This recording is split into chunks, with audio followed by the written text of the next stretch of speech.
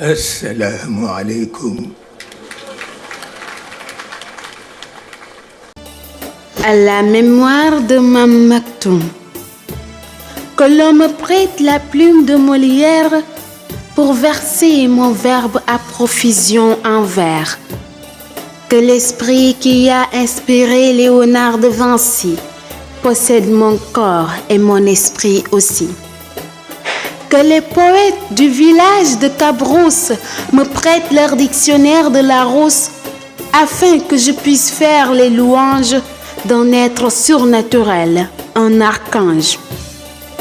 Vous êtes pressés de savoir qui c'est. Accordez-moi le temps de le présenter. Il est connu dans la sagesse populaire comme étant un sage illustré et hors pair. Il a parsemé des embûches très amères avec son magique ou spirituel flair.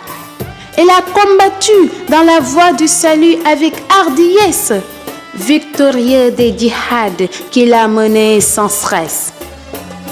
Dans le monde piégé, il a compris les mirages et a prôné la clémence et l'apprentissage.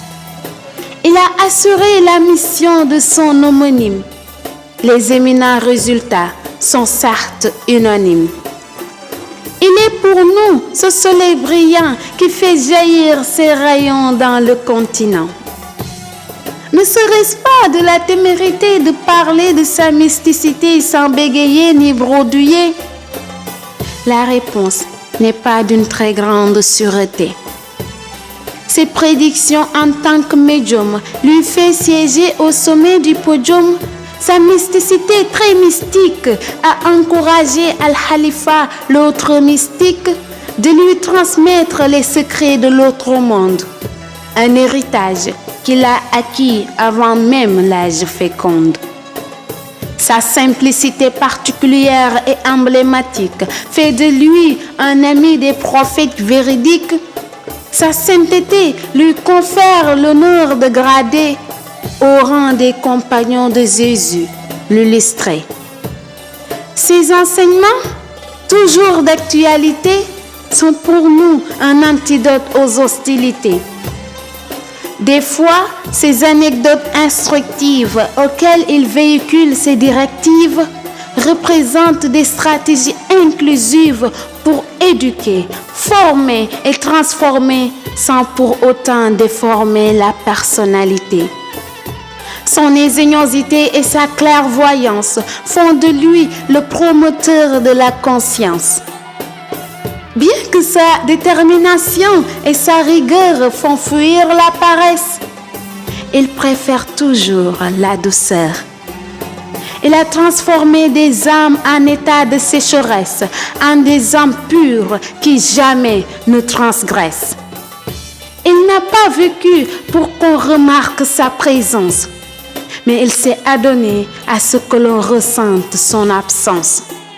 Il a gagné même la foi des non-croyants à travers ses conférences pour l'Occident. Cet être, vous le connaissez mieux que moi. D'aucuns le surnomment Al-Maktoum, ma foi, mais préféré appeler par ses petits-fils Mame Cheikh, fils de Abou Bakr Si, le calife de Cheikh.